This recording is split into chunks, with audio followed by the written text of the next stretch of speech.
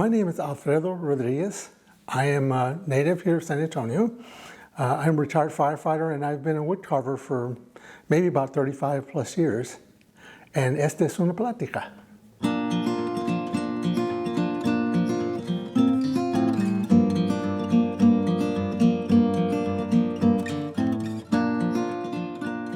Well, actually, the roots of what I'm doing, I started woodworking and carving. That went back to my grandfather, my mother's father. He owned a store here in San Antonio, and back in the 30s, he used to take his crates apart and he would make nichos. So that's where it kind of started, and my grandparents are very devoted on both sides of the family. So growing up here in San Antonio, surrounded by missions, as a young child, I used to go to these missions and just look at these santos and wonder how they were made and the materials and things that they would use to make those. So that's pretty much where I started, which is what was around me here.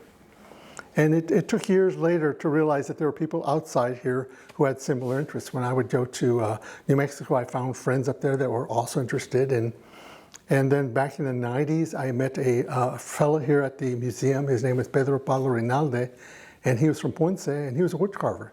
And he carved saints. He called himself a tallador de santos. And I told him, hey, I carve saints too. And he really didn't think much of it at the time. Then I went to my car and got pictures and showed him. And we have been friends since about 1994, Pedro Rinalde. And I'd say that probably his wood carving is maybe the biggest influence on what I'm doing today. A friend all the way over there in Ponce.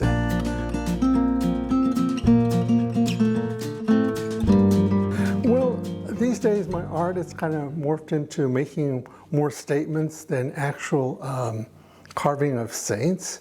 And what I like to do is I like to tell stories, the stories that are going to be forgotten within a generation or two. That it's taken me a while to look and to find these stories.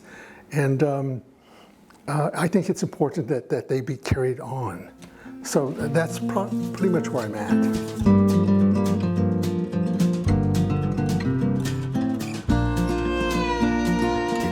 I think Centro Cultural de Aztlán is a very important gallery for the local Tejanos to preserve what we have and to create new ideas and to evolve and to morph into the future. I think it's the perfect place. I guess you'd call it like a repository of ideas. I think it's a perfect place to be.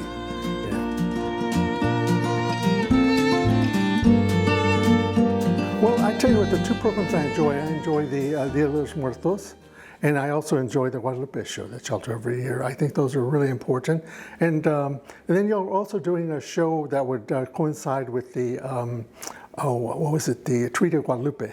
And I thought that was very important.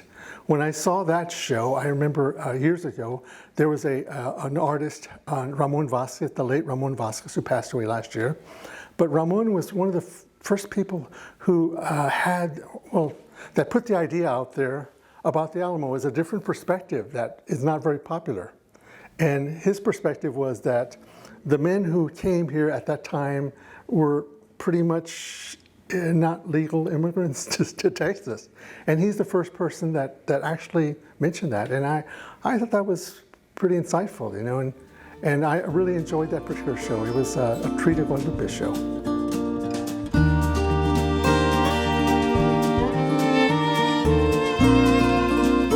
I would say is that, you know, my biggest problem in my art are taking pauses and breaks in the art, and you're kind of losing momentum. And I would say once you have that momentum, I would say that just keep going with it and evolving and keep going. My biggest problem as a firefighter is that I would take my artwork to the fire station, worked, and then spend a couple of days recuperating from work and not really getting much done, and then I'm back at it again. And I would say as a young artist, just to keep going with it and evolving and start knocking on doors and getting out there as far as you can, take it as far as you can. What I brought here today is I brought a nativity that I've been working on, and it's kind of called the nativity of a Tejano nativity of 1836. And the reason I picked that particular year is because, of course, that's the year of the Alamo, and that's the year of the Alamo fell, and that's the year that Texas was kind of in transition, becoming a new state. And you had influx of Anglos to Texas. And the people here, my ancestors here, were very much in transition and not really sure of what the future held for them at the time. Our families had survived like 3 or 4 episodes of cholera at that time, starting like in the 1830s, like maybe 34. So there was a lot of death. So this is a really particular time where people were very happy. Like I said, we had just survived a revolution. We're kind of on the other side of it. But they didn't realize that the future, it was going to be, the prosperity was going to be short-lived, that within maybe 5 to 10 years that the Mexican Americans here will be completely outnumbered in San Antonio. We would be taking a back seat, that cholera was on the way back with a vengeance, and that the wars with the native tribes around here was on the way back. There were just a lot of things on the other side of 1835 that happened. And I have these two particular animals in here because in my heart, I'm confident that to the early people here, these were very sacred animals, sacred in life. For instance, the roadrunner is very common throughout here in Texas. In fact, I live out in the hills north of San Antonio, and I see roadrunners every season. And I have read a lot about the buffalo that once lived in our area, and this was actually a source of food to people in San Antonio. You know, when you look up and you try to do research on the buffalo hunters, ciboleros, you'll see that, oh no, they only occurred in New Mexico. But from what I understand from researching and talking to maybe history professors, that sort of thing, I found that no, they were quite common here on the plains of Texas, and that men would go as far as the Texas coast, or they should go in the 1830s as far as San Marcos all the way to Austin hunting buffalo. So it was a source of food back then. So that's why they were included here in this nativity. I also brought this piece, and this is I guess an old idea that's very common throughout Latin America all the way to Spain. And back in the 90s, I went to an exhibit, I believe at UTSA. They had this wall full of ex-votos, which are devotional images of events that happened to people at various times. And one of them was this particular image of a man who was attacked by a bull, and he is praying to San Juan de los Lagos, and he's saved. And I did a little research and discovered that, like I mentioned, that this is very common throughout Latin America, the same idea, that a man is out there, he prays to his virgin, his image, and he is saved. This particular event took place, I believe, in the 1870s to 1880s.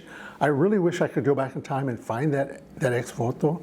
I have an idea of who might own it, but I'm going to try to track it down. But what fascinated me about this is this actually happened in Texas.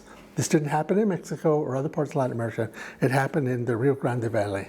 So I think it's important for people to know that this was here. I mean, and maybe celebrate it, you know.